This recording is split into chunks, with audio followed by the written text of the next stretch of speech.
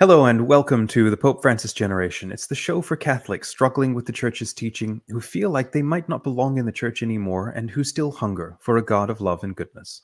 Your hosts are me, Paul Fahey, a professional catechist. And I'm Dominic, someone who needs catechesis. Together we're taking our own look at the Catholic Church, her teachings and practices from three views that changed our world. And those are the Kerygma, the doctrine of theosis, and the teachings of Pope Francis.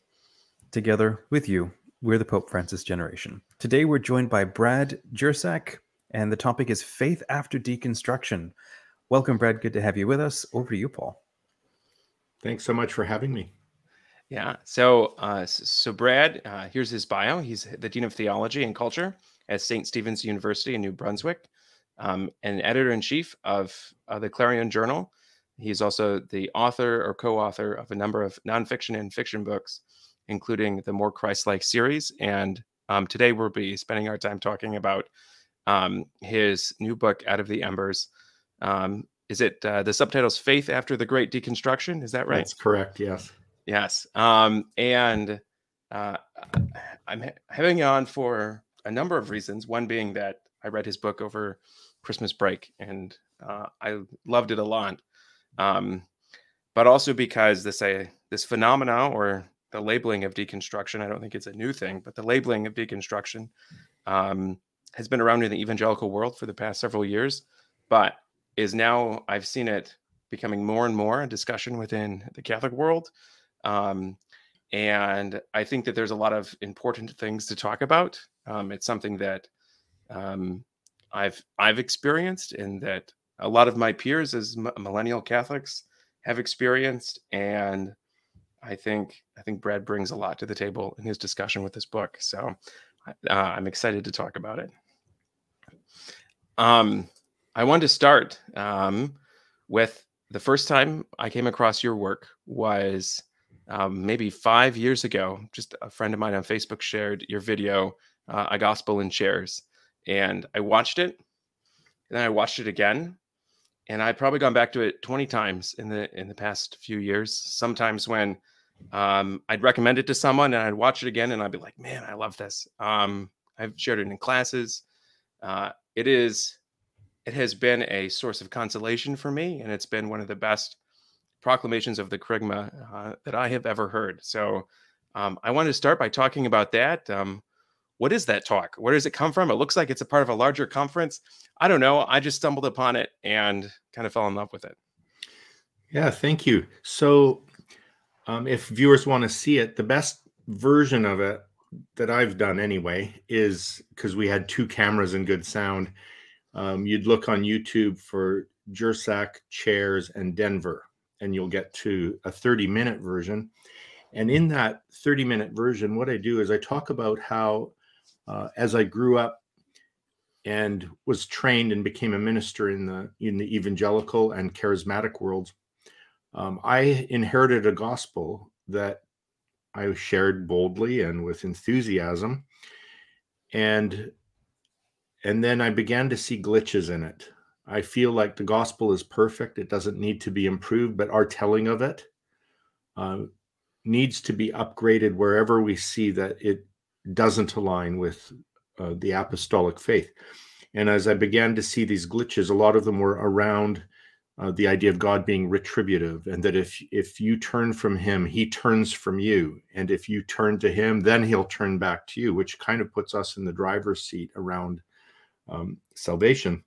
And it not only pits God against us, but even pits the Father against the Son in terms of the wrath of God being poured out. And we call that penal substitution. And that was my upbringing and my training. And then I ran into the Eastern Orthodox Church. I began being mentored by Archbishop Lazar, who's a monk near where I live. I've known him now for 20 years. And in that context, I ran into the early church fathers and the ancient Kerygma, and a much more beautiful gospel, in my opinion, one that has power in it. Even in the telling of it, I see transformation happening in front of my eyes, which is such an amazing experience for me. And so the reason it's called the Gospel in Chairs is we use chairs as an illustration of our orientation towards or away from God. So I will turn the chair forward or away from. And then in the first telling, God keeps turning away from us. But in the second telling, he keeps pursuing us relentlessly. And I lay that out. I don't think we need an outline. We don't need principal points or anything like that. We have a story. The gospel is a story. And the grand drama of redemption shows this perpetual turning towards again and again. Well, while I love it and have tried to popularize it, I didn't compose this. Really, I'm just reporting two versions of the gospel that I've heard. But the chairs idea came from an Orthodox priest, I think in Colorado Springs, named Anthony Carbo, who I've never met and never seen him present it.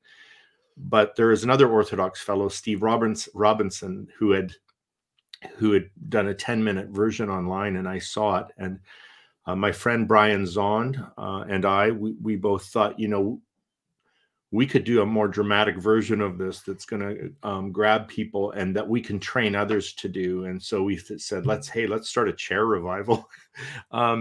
And so, Brian's gone to India. He's trained 200 evangelists using the chair model, and I share it wherever I go. And to see people's faces begin to almost contort and then explode with tears when they realize God is this good.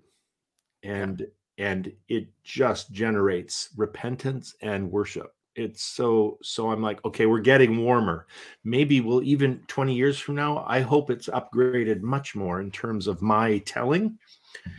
But to move from God, who's an angry, punitive judge, into a great physician who heals us by theosis, this is good news for us. Oh man, Paul, you shared that video with me a couple of years back, and I remember having that same reaction. And it's kind of out of that we started this podcast, because I watched that and I sat back and thought, I don't know my faith at all. If this is actually the faith, then the way that I've been brought up doesn't work. It's not appropriate. It's not applicable.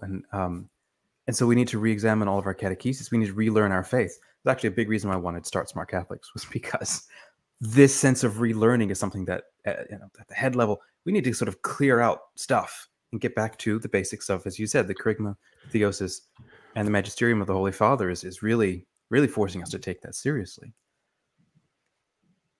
Well, it ties into the ressourcement movement in the Catholic Church. I think that's exactly what they're doing. They're, retrieving the ancient faith by listening to the Holy Fathers and Mothers in the patristic period, and we have ways of losing the plot, and this was an effort to remember it, really member the kerygma as it was once taught.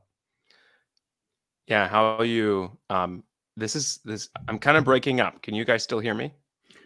Yes. Excellent. As you were explaining that, so much of what you just said resonated with me.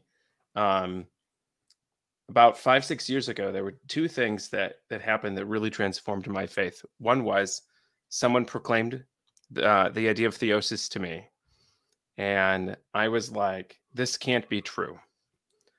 And then they're like, but actually it is. And it took hold. And I was like, no, this is actually perhaps the most important thing. This is the thing that connects all the other things. This is what God desires of us. And then the other thing was Pope Francis. He's in his book, The Name of God is Mercy. And I've shared this before a number of times. I read that book, and then I read it again, and then I read it again. And I'm like, I want to believe in the God that Pope Francis believes in, recognizing that I didn't. And since then, me and a ministry partner, we've preached probably 30 kerygma retreats, just day-long retreats. And the experience you described of when you preach, when you tell this story, you see it work in people's lives right in front of you. My friend says, my ministry partner, she says, our job is simply to tell the best story better than we've told it before. That's all we're doing here. That's exactly right. And it's almost, I mean, it's not one of the sacraments, but it's like it's sacramental. Like the words of the story itself, like grace accompanies that and transforms people right before my eyes, and it's an incredible experience.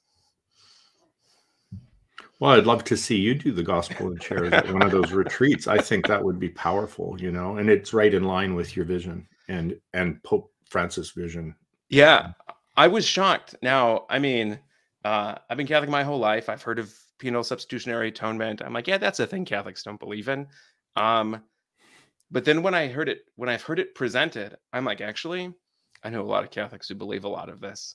Yeah. And the proposal that God would be the one who's always pursuing us, no matter what, that is shocking news. It was shocking news to me. It's a shocking news to a lot of Catholics. Well, what a great passage we have in the Good Shepherd who goes down into the ditch to find the tangled up sheep. And it says that he searches, and one of my favorite phrases in the whole Bible, until he finds them. Yeah. You know what? Oh, this is the gospel. Yes, it is very much the gospel. Okay, so I want to spend this whole time talking about the video, but I actually want to talk about the book. So, okay. Like I said, you came out with a book a month or two ago called Out of the Embers, Faith After the Great Deconstruction. I read it. It was healing for me. It was healing for me in processing and moving out of a time where like I've been harmed by the church, and how has that impacted my relationship with God, and how has that impacted my relationship with the church? It was really good for me, and I've already started recommending it to several people. Thank you. Who've shared similar experiences that I've had. So, yeah, I want to talk about the book. Where did this idea come from? What has the response been? Why a book about deconstruction? Okay. Well, so where the book comes from was my observations that this trendy deconstruction kind of topic that floats around has now virtually become a movement. And that movement looks like tens of millions of people leaving the church, leaving the faith, leaving Jesus Christ, or others where it's a liberation from false constructs of God, of Christianity, of Jesus. And in shedding those false constructs, they're actually finding Jesus. In fact, if you think about my chairs video, that's what I'm doing. I'm deconstructing. Absolutely. In order not to cause people to abandon the faith, but to recover it or even discover it for the first time. So I'm watching this wave that becomes so trendy, and I'm noticing two kinds of reactions to it. So the one reaction is the nervous pastor or priest who worries that deconstruction is basically just backsliding and apostasy, and they're trying to oppose it then and control and manage the situation and prevent people from their exodus from the church. And so then deconstruction is simply seen as this negative thing instead of part of the great tradition. But so to those hand-wringing pastors, I'm saying like that's not working at all. But the other side of the story is I was watching a lot of what I would call the deconstructionists, and or even pop deconstructionists, and these would be the folks online and who influencers with podcasts. There's lots of podcasts with deconstruction in the name, even some of which are positive, but some are just like cheerleaders for leaving the faith. And so you get like on social media, hashtag empty the pews, or hashtag burn it all down. And I'm watching these folks who just say, you know, follow your heart, do whatever, you're on the right track. And so they're sort of blessing this exodus. But what I'm getting is between those two extremes, I'm getting all these DMs, you know, direct messages and emails virtually every day of people who are experiencing this. Some, it's a great liberation. Some, it's a horrendous trauma. And they're saying, I didn't know I was going to go from let's say dysfunctional communions into alienation and isolation. And so they've got a double trauma of, let's say, something bad happened to them in the church, and then they leave the church, and the bad thing is that, like, I don't know who to talk to, and I don't have, and now they'll say things like, and I'm losing Jesus. And I'm like, what, is he like this commodity? You did, like, is he your wallet you dropped out of your pocket? No, this is a living person who's within us, who loves us, and who's not leaving. So what's lost is we've lost our sight of him. We've lost our awareness. And so, so I wade into this with the idea that we don't need to control it, and we don't need to cheer it on. What we need is empathy for those who are really struggling, and then to tell them, you're not crazy. Your questions are welcome. Your doubts are welcome. But we need to we need to walk together in this and address the issue of alienation and see who the experts are who could be with us. Because you don't invite a plumber to do major surgery. And I think that's a lot of these folks online are just plumbers, and they're doing a half-baked job of engaging deconstruction. And it's not that they've gone too far, it's that they haven't gone nearly far enough. Yeah. All the way to water to wine, death and resurrection.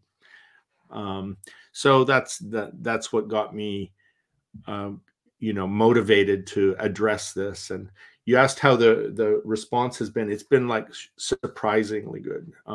One surprise was that some of the people I think are pop deconstructionists actually love it. And they're like, oh, this is going to be the textbook. And then others in the church or pastors are saying, oh, this is really going to help me. So both ends of that spectrum seem to be treating the book as helpful. The other thing that surprised me is so many reviews have come out that identified the primary word for the book was actually vulnerable. And I didn't realize. I'm like, okay, yeah, I guess I was vulnerable. And now that you mentioned, I feel more vulnerable and even scared. So but they're appreciating that. And maybe the vulnerability is what gave me the ability to have a voice in the conversation. Yeah. I think vulnerable is the right word. At one point in the book, you shared a dialogue that you had with someone who I think had experienced a lot of trauma. And I have been in the Catholic charismatic world a little bit. And I kind of recognize that your own charismatic background, when you're like, I think you just invited this person. Well, have you given that to Jesus? And that idea of like just giving that to Jesus, it's not like a magic word, and it's not a rote prayer. It's a vulnerable prayer. Yeah. It's like bearing your heart to the Lord and saying, I can't do anything with this. You need to do something with this. Yeah, that's right. Oh man, there's a lot that's true in what you just said. It reminds me of, and this may have been in the book, of, I think it's Richard Rohr has a model where he's like, it's deconstruction and then reconstruction. Like you have to pass through deconstruction, but there's something on the other side of that. But that deconstruction also involves harm. And I like that you were able to both affirm the experience of liberation and the experience of harm that happens even simultaneously in a person. Yeah. There was a study that just came out a few weeks ago from Xavier University looking at clerical sexual abuse in the Catholic Church and how it causes moral injury. Obviously, causes trauma and a whole bunch of other things, but specifically moral injury as being confronted with something that so violates our understanding of what's good and moral that our ability to know what's good is harmed after that. And our ability to trust moral authorities is harmed after that. Yeah. And our understanding of ourselves is harmed after that. Now, this study was focused mostly on people who had been abused, but it also mentioned some people who are like one or two steps removed from that. Well, you go 1 or 2 steps removed from any Catholic in the United States, and that's pretty much every Catholic in the United States has been 1 or 2 steps removed from clerical sexual abuse. And I read that and I'm like, I think there's something related to deconstruction here, where when you're confronted with the reality of the sinfulness that is in the church, the thoughts that you had about the church being good have to be deconstructed. And that causes, or can cause, moral injury. Like, there's real harm there. Yes. There's liberation, but there's real harm at the same time. And like you said, I think a lot of people emphasize one over the other. But you're able, I think, to acknowledge and navigate both of those. Well, and I've experienced both, you know.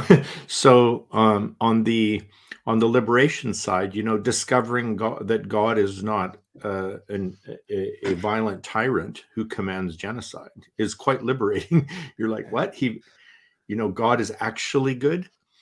But then on the other hand, also the harm side. So, and some of that harm can happen through perpetrators, but also just experiencing life as trauma. So in my case, what happened was there's a whole series of tragedies in our church involving overdoses, suicides, a gruesome murder, an abduction. You know, like, it was the people we were ministering to, their world kind of brought that about. And then all the disabled people. Our church was one third of the church were people with disabilities in full-time care, and you're looking at their broken and twisted bodies, and then the traumas around these other folks who are dying around me, and it was starting to happen like weekly, and then you even begin to deconstruct your image of God.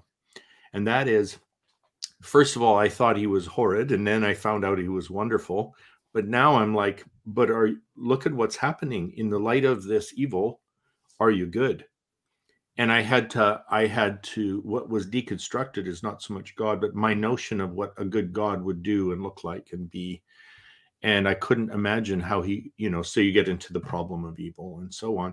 Well, the worst part of that was in feeling overwhelmed, I did harm. So I can identify with those who live with the shame and regret and unresolved relationships where I didn't only undergo harm, I perpetrated it myself, and in a disqualifying way. And I would shut up and disappear if I didn't sense a call to simply pay forward the mercy I received from my community and from the Lord through that process. So yeah, this idea of moral injury is brutal, and we see it not only around clerical abuse, but also all the other abuses in the world, including veterans coming home whose PTSD is a result not of what they experienced, but of what they did.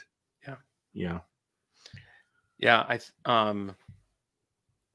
And I don't know if you outright said this in your book or if it's what I walked away with, but I have at times, maybe many times, very much resonated with #burn it all down. Yeah. And I've had enough. The Lord's given me enough awareness to know that that is not my best self. Okay. But I know that feeling very well. And something that I walked away from your book with was this idea of like, just because I've been harmed doesn't give me the right to get on a platform and then let my harm also harm the other people around me. Like my own deconstruction, my own journey in my faith doesn't give me the right to, like, slash up other people's. Sure. And and I wouldn't want to rush past your rage. I think there's a place for the imprecatory Psalms where we do say burn it all down, but we say burn it all down to the Father. Yeah. And then we let him respond, and we let him say, yes, I hear you. We could do that. But do you, I can tell you've done this, because then you've seen how that can become lodged as malice in your heart. So the idea of these praying the Psalms is to get that out in the presence of God, where it's not lurking in the background doing push-ups, and where it doesn't become a source of shame, right? Yes. If you can bring it to the Father, yes, be vulnerable with it. Yes. It's not something you're hiding. Right. And this too is theosis. That's Yeah. how it works. Right. We come into the light with our darkness, and the light shines on that darkness, and we are transfigured. You know, in 2 Corinthians 3, it says, we all with unveiled faces behold the Lord, behold the glory of the Lord. And we are being, and the word used there in the Greek, metamorphosis, it's we are being transfigured from glory to glory into the image of Jesus Christ. Well, what does that mean to behold the glory of the Lord? It's like, it's to come before him, but also with this stuff, with all of me, not just my you know, the presentable parts of Bradley Jersak. It's like, no. And because of that, I'm able to experience the presence of God in the worst parts of me. Yeah. I have a ministry partner she's entered into a lot of reflection and invited me into it with this idea of Jesus's glorified wounds. Yes. Like he shows up a week later and, you know, talks with Thomas, and his wounds are still there. He could have fixed them. He didn't fix them. Like those wounds still exist, but those wounds are somehow glorified. Like he made the wounded part a glorified thing. Yeah. And there's a lot there that is deserving of reflection. Yeah. Well, that's the only God I can trust. You know, when in deconstruction, those who don't completely lose their faith in God often just revert to sort of a very ethereal, spiritual spirit God or something, or even like universe and all of that. And I get that. But at the end of the day, Thomas and I have one thing in common. We didn't worship God, Christ, because of the glory shining from his eyes. It's because of we saw our wounds in his hands. And that he's glorified those wounds. That I haven't referred to it with that phrase before. That's beautiful. Glorified wounds. That has traction. Yes, not mine, my friends, not mine. Your friend. And this relates to one theme in your book that I found compelling. Was you're very critical of the different theodicies out there, the attempts people have made to give explanations to the reality of suffering and the reality of God's goodness. How can both of these things be true? Mm-hmm. And you criticize both because you say the answers, the easy answers, either delegitimize the reality of suffering, or call into question God's goodness, and they make him complicit in suffering. And the response that you give is both satisfying and not satisfying, and that you're like, both are true. Like you're like, it's a paradox. We can hold in one hand the reality of suffering in the world that is just horrendous and seemingly without any type of meaning or explanation, and that God is perfectly good. And we can hold both of those things. You point to the cross specifically, and then more specifically, when Jesus cries out, my God, why have you abandoned me?" as the climax of this paradox. This is God who is going through suffering that by all appearances has no meaning. It is just the brutality of human violence. And he's also experiencing alienation from God, even though he is God. So yeah, have I explained your position right? And can you say more about this? Because there's something intriguing about this proposal. Yeah, so I owe all of this to Simone Weil, and she's a fascinating character who ends up, in my opinion, inspiring Vatican II. Because the papal nuncio in Paris, who first reads her journals, recognizes in her someone outside the threshold of the church as a real voice, and that man became the Pope who launches John the 23rd. Yeah, and then the follow-up Pope, what was his name? Paul VI.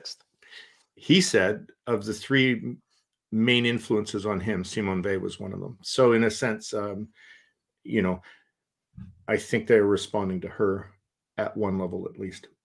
She's a factor, put it that way. So what she says, she'll even go further than how you articulated it, perhaps than how I did. She wouldn't say the goodness of God and the affliction of humanity are a paradox. She just says it's a contradiction. And there's an infinite distance between the two. an infinite distance, and any attempt to span that distance using by rationalizing will end up calling good evil or evil good. And you said that even better. But then she says, let the contradiction act like pinchers that grab you and arrest you and throw you down. So there's just no getting through this. All you can do when you're thrown down is to look up, and there you will see the crucified God. And the cross spans the distance. No theology of glory can span the distance. Only the cross spans the distance, and the whole timeline of human history, every act of violence, every death, every affliction, every bullet, every rape, every lies on the timeline between his two wounded hands. And that timeline passes right through his heart. And then you realize this very real contradiction, God's response, it's not an answer, but it's a response, is that the two intersect in that man. That the good, so you're like, I can't put together the goodness of God and the affliction of man, except in the hypostatic union. So that when I look at the cross, I see affliction to the nth degree, and I see the goodness of God revealed in Christ's response, in how he dies, in intersecting in him. And you're like, and then she says, so from the wounds of the one where the contradiction intersects, from those wounds flows supernatural love that can heal the world. And where you fit into it is that affliction is like a hammer that has nailed you into the very heart of Christ. So Archbishop Lazar would say, and this is where we get the co-suffering love of God for us. So abandonment isn't the last word, but it's where Christ takes up our sense of alienation. He bears it, and then quoting Psalm 22:1, my God, why have you forsaken me?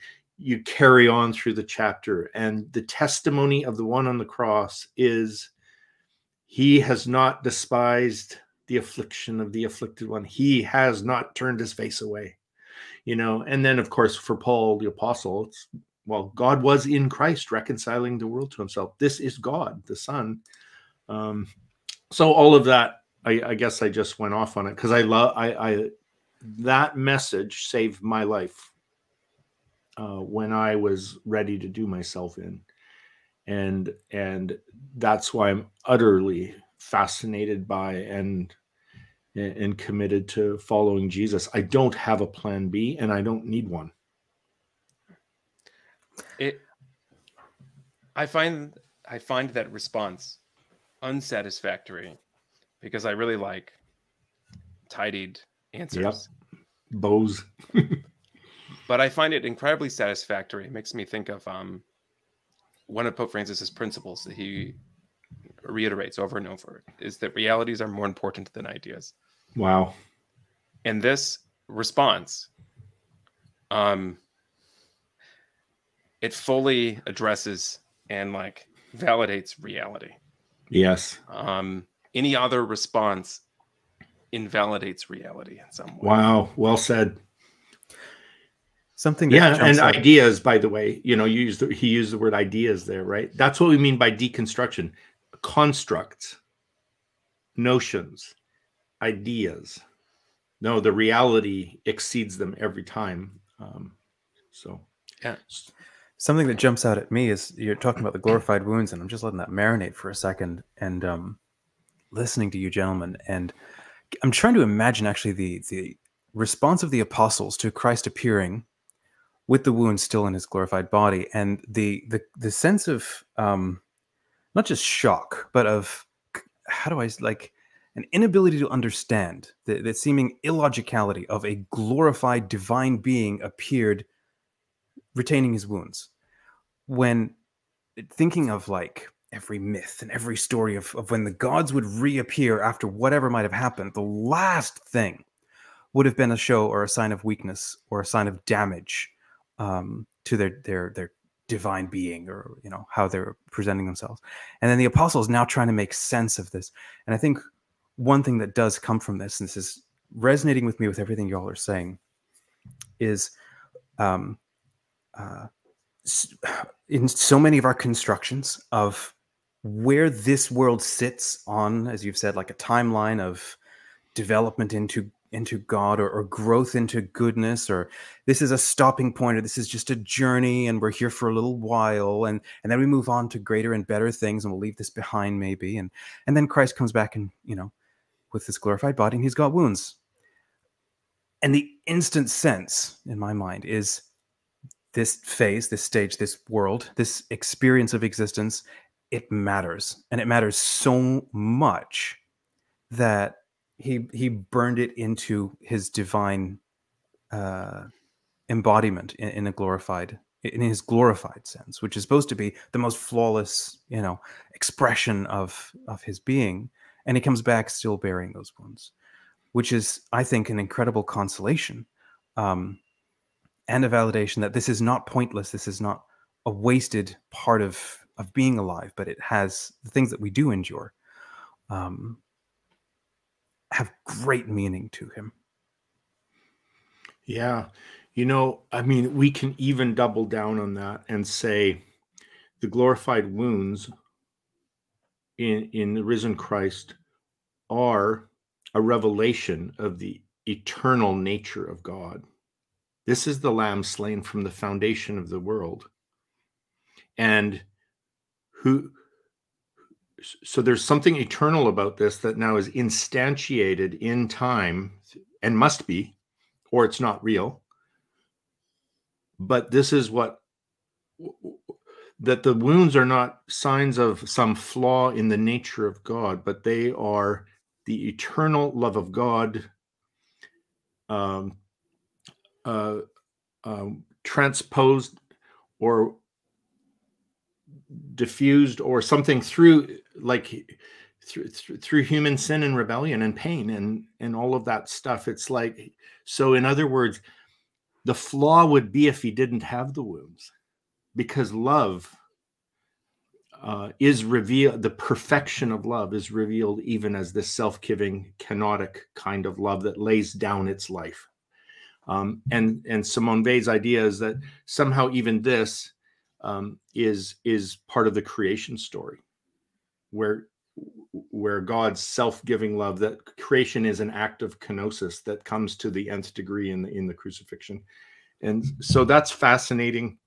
I think, Hans Urs von Balthasar, he engaged the work of the Orthodox theologian Sergei Bulgakov on this stuff, and it's just like, if you want to look at the kenosis of Philippians 2, where this is not God in disguise temporarily becoming a wounded servant. No, this is an unveiling of perfect love. And it says something about us. I think it's it's one of the old creeds, Athanasian Creed, maybe, where it's talking about the incarnation, and it says it's not that God lessened divinity; it's that he elevated humanity into divinity.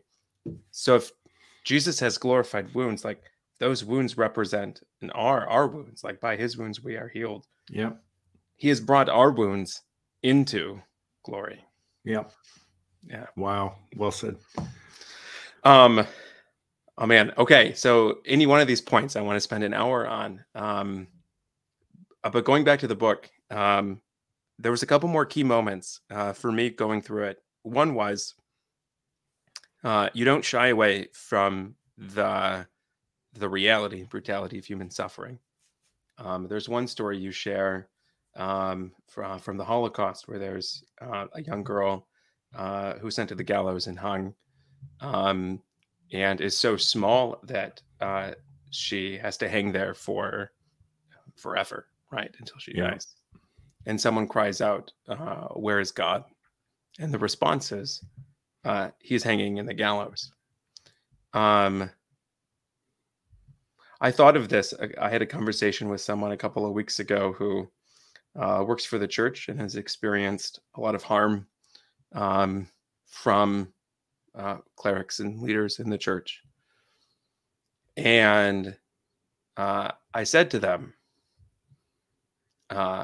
Jesus always identified with those who are suffering and those who are marginalized. That's who he identified with, even though the person harming you, is wearing a Roman collar and represents the church in some way. Jesus is identifying with you because you're the one in this moment, because you're the one who's being harmed. You're the one who's suffering. That's really important to me, especially when I think about, this idea of when it's the church, when it's those who represent God who are doing the harming, knowing whose side is God on in this. Can you speak more into that? Well, I would first of all simply agree with you. What came to mind as you were talking is that when those of us who've represented God then do harm, that's a kind of identity theft. When we represent Jesus to somebody and then break their boundaries, we're presenting a false image of God. And using the Lord's name in vain in the worst of senses. Exactly that. And this is true, in parenting. I'm now a grandparent too, and I watch, how I think children are hardwired in their spirits to trust that there is a God who's good, and to trust their parents who represent that God who's good. I think that's born into us. So then the first time I betray my children in some way, or fail them, and which is so easy to do, even inadvertently, but you also have some more heinous crimes. Well, this is so damaging to children because now the very word father now becomes a toxic word. And the fact that God has, that Christ calls his father, that name and the character of God are tainted by the misrepresentation. And so I see that in families, and I see that in clerics, and even the fact that that Catholic and Orthodox and Anglican priests are called father. That associates them somehow with God the Father, so that every time we say the Lord's Prayer, it will trigger whatever kind of abusive relationship we've had with those who've had that name, and to untangle that is difficult. To bring healing to the trauma is difficult, hard work for the client and for the therapist, and even to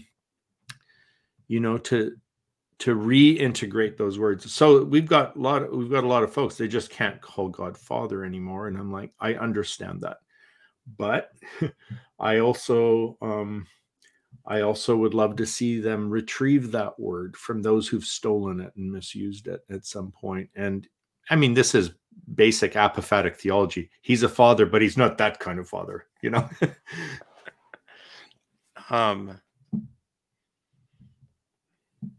In that, you also, I have lots of thoughts. One is, I have 5 kids, and as you're speaking, thinking back on how have I misrepresented God in my role, and maybe I need to ask God for more mercy. Yeah. We can't not. It's going to happen. And so I do the Jesus prayer quite a lot in my life. Because if I go there, it can descend into shame.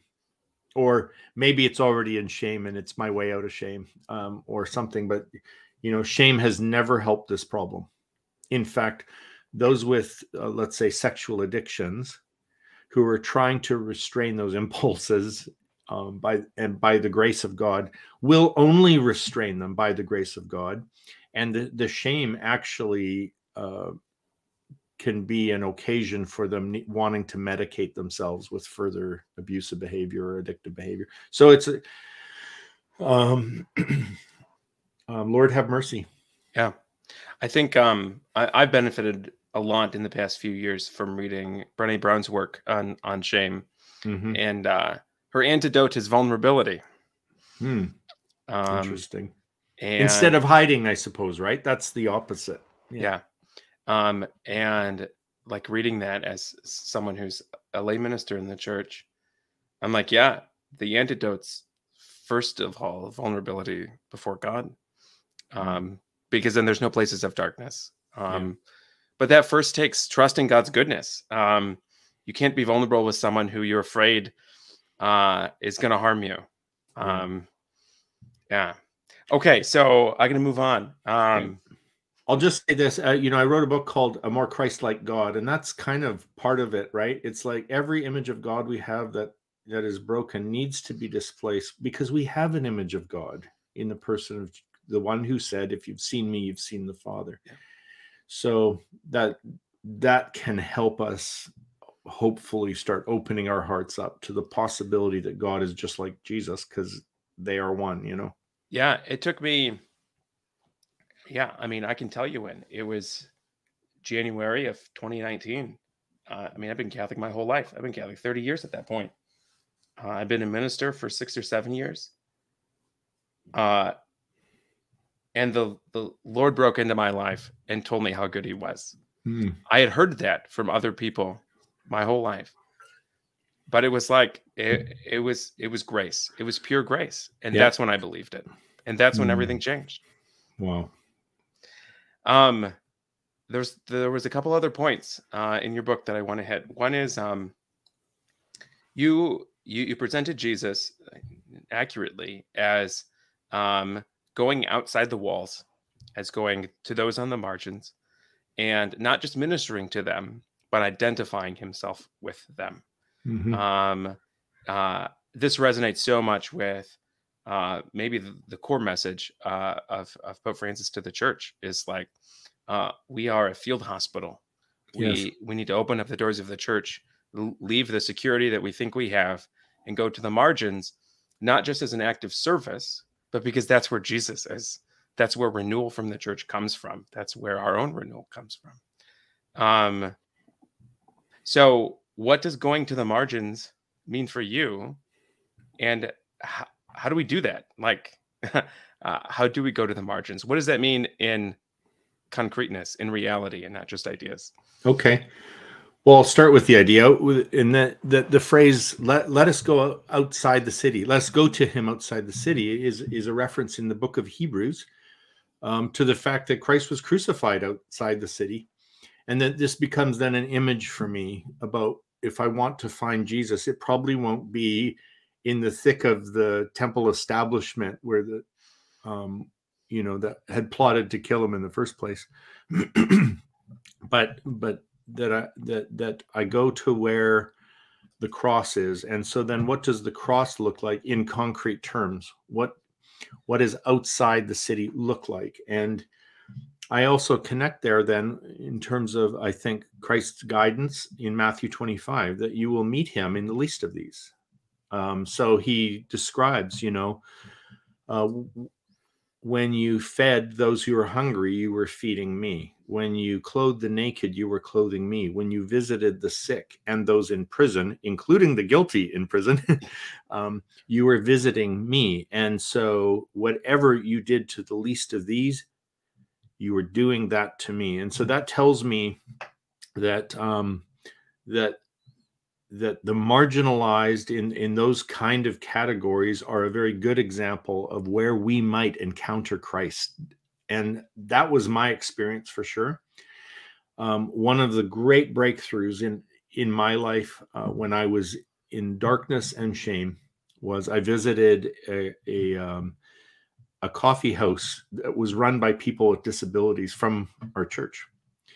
And, you know, their coffee house was drawing twice as many people as our church was. It was awesome. And I went there, but I was lurking in the back, feeling very sorry for myself, a lot of self-loathing, self-hatred.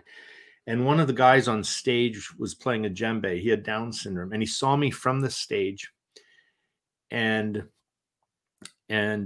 he left his djembe mid song and came all the way down to the back and grabbed me by the arm and dragged me to the front row and sat me in the front row. And then he sat beside me, and he took my head in his hands and pulled it to his heart and began to stroke my hair.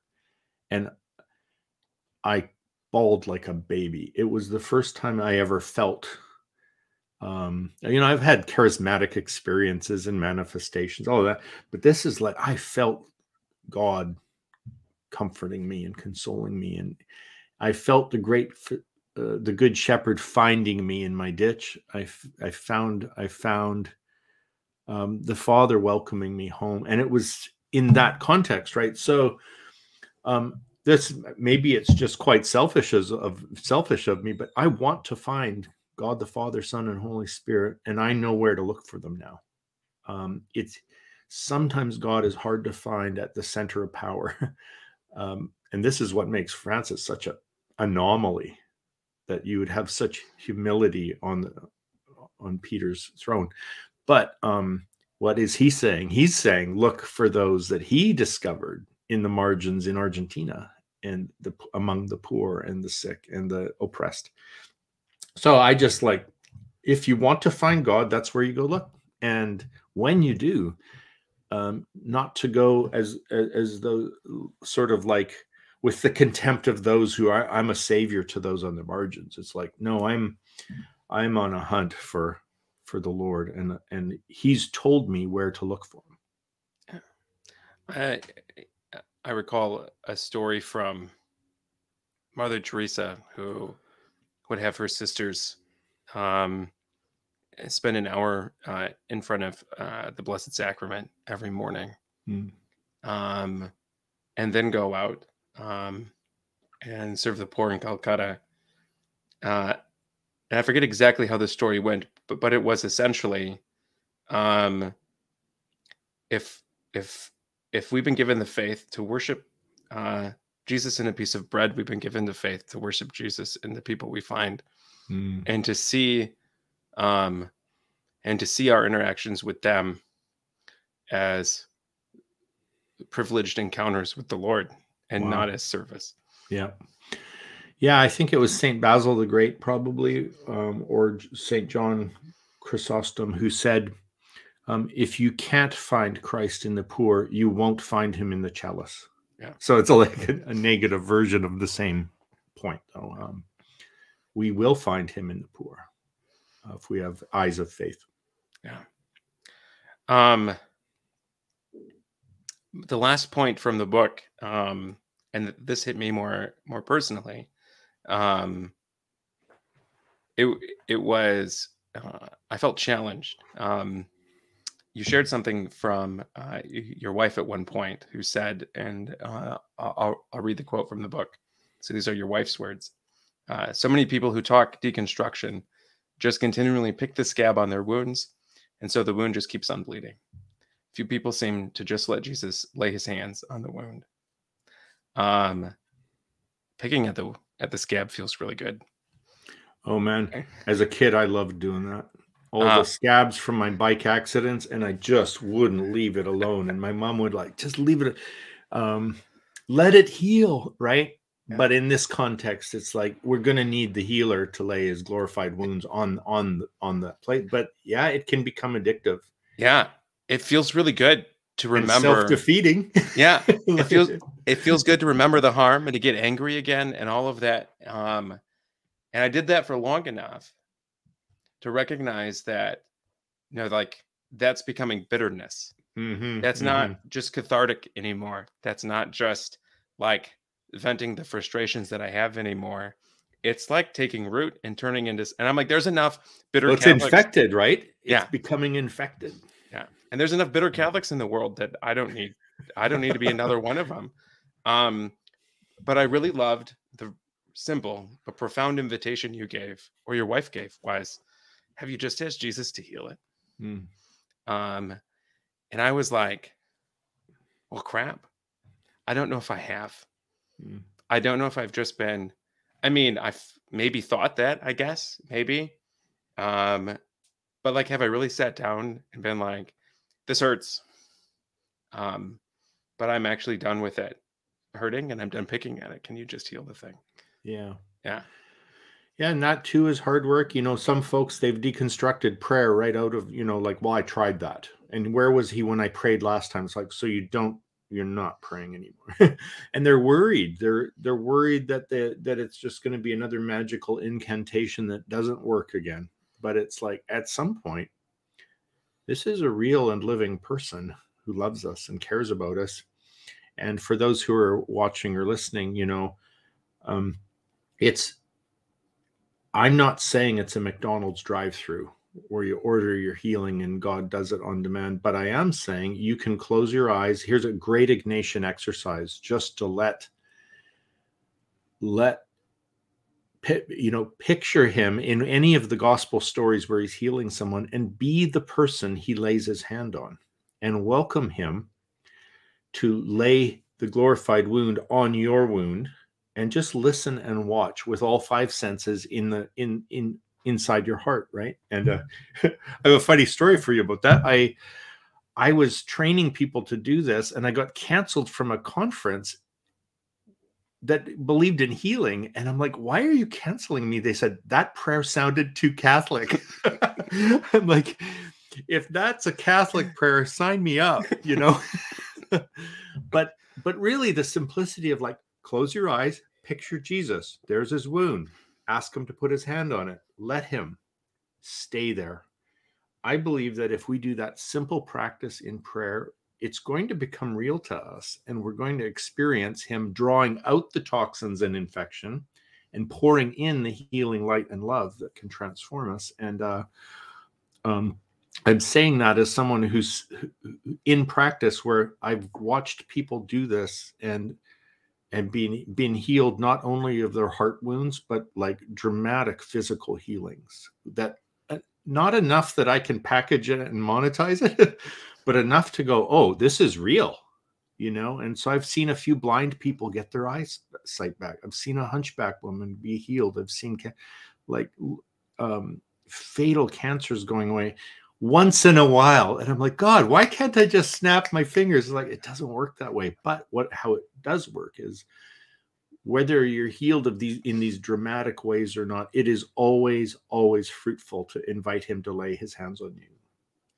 And so I wish that Pope Francis had laid his hands on me when I visited the Vatican, but I can ask Jesus Christ himself to do it in prayer right after we get off our call, you know?